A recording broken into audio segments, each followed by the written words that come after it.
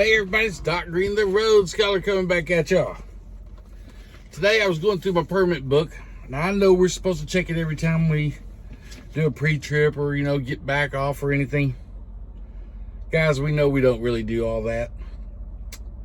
But I did not realize how long it had been since I have checked my log book. So today I was checking it. And I had to get 1, 2, 3, 4, 5, 6, 7, 8, 9, 10, 11, 12 different permits replaced. I have been lucky by the grace of God that I have not got pulled in and someone checked my logbook. Or usually when they do, so a lot of times they only check for the cab registration and the insurance, because if anyone had checked the rest of this stuff, it was in bad shape. It was all outdated. Some of them were outdated for over 6 months. So guys, go through that logbook, check, make sure, because the last thing you want to do is start getting pulled over, put out of service, and get tickets and fines and everything else, because it isn't that it's not done. It's just that you don't have it with you. And then you're going to have to get a headache and everything of trying to get them called in and faxed over and everything else. But all you got to do is stop in, check in, make sure everything's right. So next time you're one of your terminals, if you're with Dart Transport, all you got to do is stop by the shop, go over there, give them your expired ones. They'll give you some new ones like they just did me, and I can go ahead and put them in my book. At Dart, they even ask you if you want to.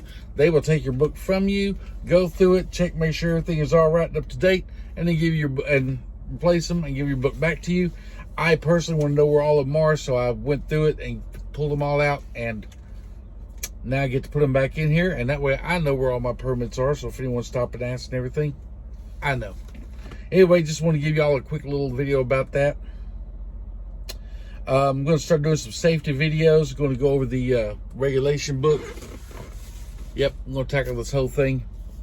20% of it, believe it or not, is about the drug testing. So we're going to go over all of that stuff in the next couple of weeks, videos and stuff. And I'll put that in a playlist. We'll put that in the safety regulations playlist on the channel. And that way anyone want to go back and look and read and update. And what I'm going to do on here is things like, for instance, I'm going to break down. Now, I'm not even going to tell what the law says, but according to this book, the DOT is the only one that can interpret them. So OSHA's interpretations don't work. The other law enforcement agencies' interpretations don't work. The only interpretation that you can listen to for this book is DOT's interpretation. So I'm going to go over all of that stuff, and like when we run across things that we're not sure about how it would be interpreted, it doesn't matter what you think is legal or what you think it means. It matters how DOT interprets it. One of the things, for instance, is a fire extinguisher. Where does your fire extinguisher have to be? Well, it has to be readily accessible. What does that mean? Readily accessible. Well, if it's behind a locked door on the side of your truck, is that readily accessible? Most of us will probably say no. Or if we had something in front of it, like I don't know, a ball of antifreeze or anything, is it readily accessible? Most of us would probably say no, but then we'd be incorrect on part of that. DOT regulations say it can be behind a locked panel with nothing obstructing your ability to grab it. So as long as that antifreeze is down towards the bottom of it, and you can still reach in there and grab it and pull it out, it is readily accessible. That's according to DOT's interpretation of the meaning readily accessible. Even though you have to go to your trouble of getting your key out and unlocking the door and opening the door, that bottle, if that bottle was like covering that much of the handle, that's unreadily accessible, just because a bottle of antifreeze being in front of it or whatever. So I'll go over some pictures and stuff like that, and I'm going to interpret it the way, I'm going to show you the way they interpret it, so that you don't have to sit out here and listen to a bunch of truck drivers try to tell you, well, this means this and this means that. If they didn't say that, then that means I could do this. And if I can't find the interpretation by a DOT officer and they cannot back me up with an interpretation, I will go down to the DOT supervisor's office and get it on a recording from them, what it means and their interpretation of it. That way there's no misunderstanding about what I put on these videos. And you can go in, if anyone calls you in and they say, well, no, you don't listen to some truck driver on there, you can go back and show them this wasn't a truck driver.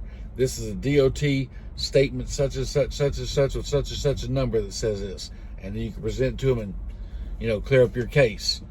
But I've seen a lot of truck drivers out here misinterpret things. I did for a long time. I believe things that were said out here by other supposed professionals. You know, some guys that are teaching classes, getting paid by these companies to come in and teach safety classes and everything, and are teaching incorrectly, giving out incorrect information. I don't know where they got their information. And a lot of them say that, like I was talking to one about it, securing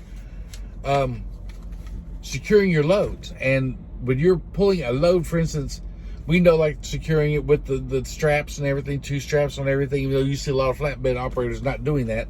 DOT regulation says 2 straps on everything. So even if your load is only a book on that flatbed, you got to have 2 straps holding it down legally. But there was one question where we were running intermodal, and this also happened in the oil fields, because the way you lock down the containers, and people just twist that lock and push it down so the other piece locks over it. Secure load, move on. That's not a secure load. A secure load means that not only does it have to be locked in place, but you have to take like a zip tie or something and zip it so it cannot bounce loose or anything. And whoa, where did I get on my arm? Some grease, but I'll get that off in a second.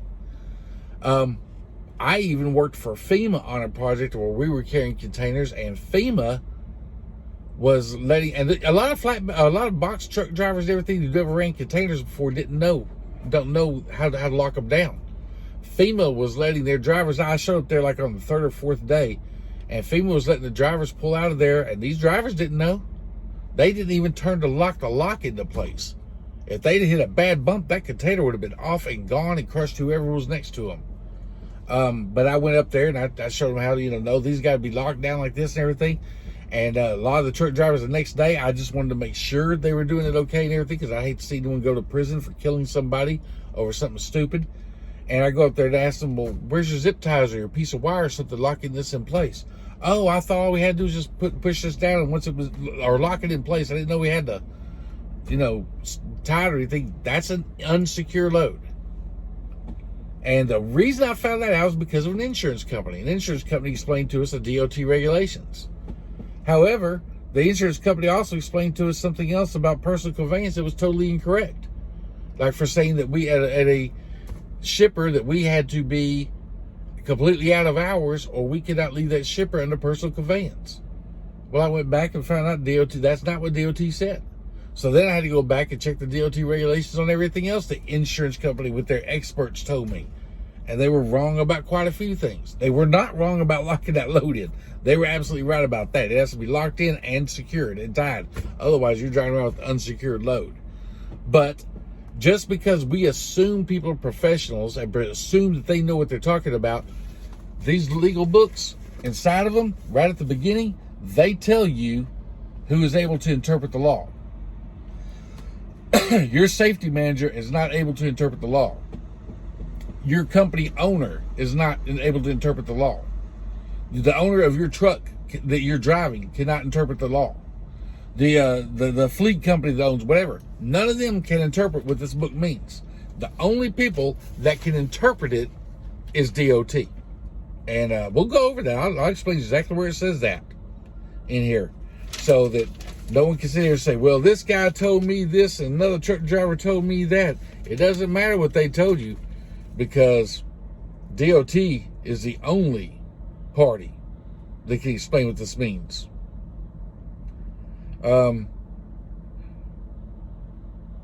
So yeah, we'll go over all of that stuff in future regulations and everything, or future videos, as we try to explain everything that's in this book.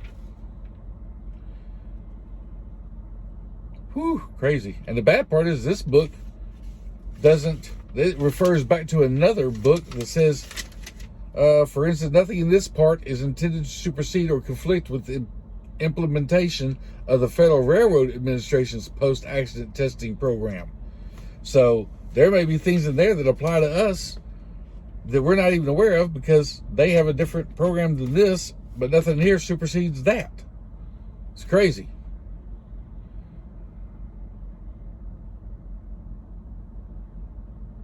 So anyway, we're going to get on to that kind of stuff in the future. I'm out, guys. Talk to y'all later.